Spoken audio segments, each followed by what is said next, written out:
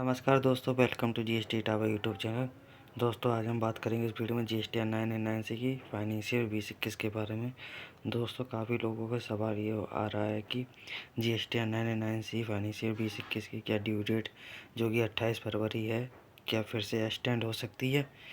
तो दोस्तों, अभी तक कुछ ऐसा अपडेशन नहीं आया है। आपको बता दूं कि 28 फरवरी के अलावा ड्यू डेट एक्सटेंशन हो सकती है या नहीं हो सकती है। दोस्तों, अभी कुछ दिन पहले 28 फरवरी जो कि आप देख रहे हैं यहाँ पे ड्यू डेट लिख के आ रही है, यहाँ पे अभी कुछ नहीं लिख के आ रहा था। तो काफ़ी लोगों को ये लग रहा था, काफ़ी लोगों का कमेंट्स ये आ रहा था कि सर यहाँ पे डेट शो नहीं हो रही है। जब ड्यू डेट काफ़ी नज़दीक आ जाती है तो यहाँ पे पॉपअप विंडो पे ड्यू डेट शो नहीं होती है। तो ड्यू डेट फर्दर एक्सटेंड हो सकती है कि या नहीं हो सकती, क्योंकि अभी 2-3 साल से जब से जीएसटी 9 वगैरह फाइल हो रहे हैं, तब से जब ड्यू डेट काफ़ी नज़दीक आ जाती है तो पोर्टल पे ड्यू डेट गायब हो जाती है। इसी तरीक़े से अभी कुछ टाइम पहले, 1-2 दिन पहले करीब, यहाँ पे ड्यू डेट शो नहीं हो रही थी। पर जैसा कि आप लोग आज देख रहे हैं, आज मैं वीडियो बना रहा हूँ 27 फरवरी को, यहाँ पे ड्यू डेट शो हो रही है। तो मुझे नहीं लगता है कि ड्यू डेट फर्दर एक्सटेंड होगी या फिर नहीं होगी। मेरा ओपिनियन तो ये फर्दर एक्सटेंड नहीं होगी शायद, क्योंकि कारण इसका ये है क्योंकि इनकम टैक्स की टैक्स ऑडिट की फाइनेंशियल 2021 की जो कि ड्यू डेट 15 फरवरी थी, उसको भी एक्सटेंड नहीं किया गया है। तो मेरा ओपिनियन यही हो सकता है, मेरा विचार ये है कि शायद कि आपकी ड्यू डेट एक्सटेंड नहीं होगी। तो आप लोग जल्दी से अपना जीएसटी 9 फाइल कर लीजिए, जिनके लिए एप्लीकेबल होता है और कुछ के लिए नहीं होता है। तो किसके लिए एप्लीकेबल है, किसके लिए नहीं एप्लीकेबल, इस टॉपिक पर भी बात कर लेते हैं। तो दोस्तों, जिसका जीएसटी में टर्नओवर 2 करोड़ से कम है, उसके लिए तो एग्जाम्प्ट किया गया है। एग्जाम्प्ट का मतलब ये है, अगर आपका पोर्टल अलाउ कर रहा है जीएसटी 9 भरने को, फाइल करने को, तो आप फाइल कर सकते हैं। बिकॉज आपका अगर डेटा गलत है तो आप डेटा सही कर सकते हैं जीएसटी 9 भर के, एनुअल आपका रिटर्न ठीक हो जाएगा। ठीक है, वैसे आपका एग्जाम्प्ट अगर डाटा आपका प्रॉपर ठीक है तो आपको कोई ज़रूरत नहीं है भरने की। और जीएसटी 9 उसके लिए मैंडेटरी जो 2 करोड़ के ऊपर टर्नओवर है। ठीक है, और 9C उसके लिए टर्नओवर मैंडेटरी कर दिया गया है जिसका टर्नओवर 5 करोड़ के ऊपर है। तो दोस्तों, आगे कुछ जान लेते कौन कौन सी टेबल मैंडेटरी हैं फाइल करने के लिए, जिसके लिए मैंडेटरी है जीएसटी 9 2 करोड़ के ऊपर वालों के लिए। ठीक है, तो हम लोग प्रिपेयर ऑनलाइन पे जाते हैं।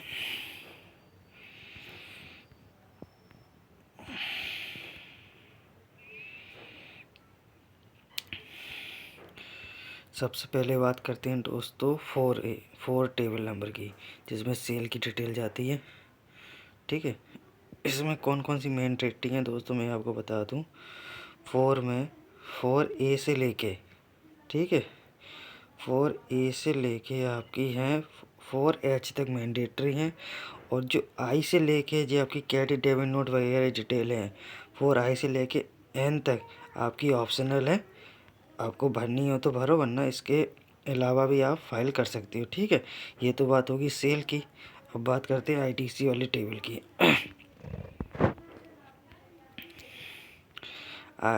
और इसमें भी आपको बताते हैं आउटवर्ड सप्लाई की टेबल नंबर 5 में, जैसे कि दोस्तों आप लोग देख सकते हैं, जैसे टेबल नंबर 5 में जो आउटवर्ड सप्लाई जाती है, एग्जाम्प्ट और रिलेटेड और नॉन जीएसटी सप्लाई, इसको क्या बताया था। अगर आप वाइफरकेट कर लेते हैं तो अच्छी बात है, अगर आप वाइफरकेट नहीं कर पाते हैं तो आप एग्जाम्प्ट में इन तीनों का टोटल डाल सकते हैं। ठीक है, ये एक नोटिफिकेशन आया था, उसमें ये बताया गया था, जो कि ये उस नोटिफिकेशन से अलाउ होता है। ठीक, ये भी ऑफ कर दिया गया था नोटिफिकेशन में। और आईटीसी की बात कर ले, सबसे मोस्ट आईटीसी का जो दिक्कत रहती है क्लाइंटों में, टैक्स पेयरों में, इसमें आईटीसी में क्या बताया गया था दोस्तों, जैसे कि अगर किसी व्यक्ति का इनपुट लिया है, उसने आईटीसी क्लेम की है, उसने अपना उस पर गुड्स पे भी इनपुट लिया है। ठीक है, अपना कैपिटल गुड्स पे भी इनपुट लिया है और इनपुट सर्विस पे भी इनपुट लिया है, आईटीसी लिए, तो उसको बाइफरकेट करने में अगर प्रॉब्लम हो रही है तो इनपुट और इनपुट सर्विस का जो आईटीसी क्लेम किया है, आप सीधा आईटीसी वाले जो इनपुट में सीधे डाल सकते हैं, अगर आप बाइफरकेट नहीं कर पा रहे हैं। पर दोस्तों, इसमें दिक्कत ये आ रही है अगर आपका कैपिटल गुड्स में कुछ आईटीसी आपने ली है तो आपको मैंडेटरी है यहाँ पे बाइफरकेट वगैरह करना अगर आप यहाँ पे बाइफरकेट नहीं कहते तो आपका रिटर्न GST 9 इनवैलिड हो जाएगा। इसमें आपको नोटिस भी आ सकता है। ठीक है, तो आप कैपिटल गुड्स का बाइफरकेट जरूर करिए। आप इनपुट और इनपुट सर्विस का इनपुट में डाल सकते हैं। ठीक है, अब दोस्तों एक बात और इसमें आती है कि अगर किसी व्यक्ति ने फाइनेंशियल 19-20 का ITC 20-21 में क्लेम किया था, तो यहाँ पे कहाँ पे बाइफरकेट उसे करना है, डिस्क्लोज कहाँ पे करना है।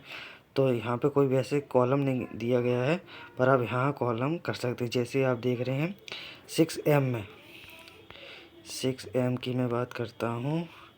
6M जो आ गया, any other ITC avail but not specified above, ऊपर कोई जगह नहीं है तो यहाँ पे आप डाल सकते हैं इसे। ठीक है, फिर आते हैं अगली पे। और दोस्तों HSN के बारे में बताएं, चाहे वो आउटवर्ड का हो चाहे इनवर्ड का हो, आप टोटली मैंडेट वो ऑप्शनल कर दिया गया है, आपको भरने की कोई ज़रूरत नहीं है। ठीक है, तो तीसरी बात करते हैं हम लोग GSTR 8 कॉलम की। ठीक है, अगली है अगर यहाँ पे आपका कोई निगेटिव फिगर आता है, ठीक है दोस्तों, आपका निगेटिव फिगर आता है, तो आपकी अगर ITC आपने अवेलेबल थी बट नॉट अवेल कर पाई, मगर 19-20 में जैसे 20-21 में फाइनेंशियल 20-21 में आपकी ITC आ रही थी पर आपने नॉट अवेल कर पाई, तो यहाँ पे बाइफरकेट करिए अगर आपकी माइनस प्लस में जो आता है। ठीक है, अगर आपकी ITC अवेलेबल थी, आपने इन्हें अवेल नहीं किया, तो उसकी बाइफरकेट कर दीजिए। इनएलिजिबल थी, यहाँ पे बाइफरकेट वगैरह करनी है आपको, और आपने अपने GSTR 9 फाइल करनी है।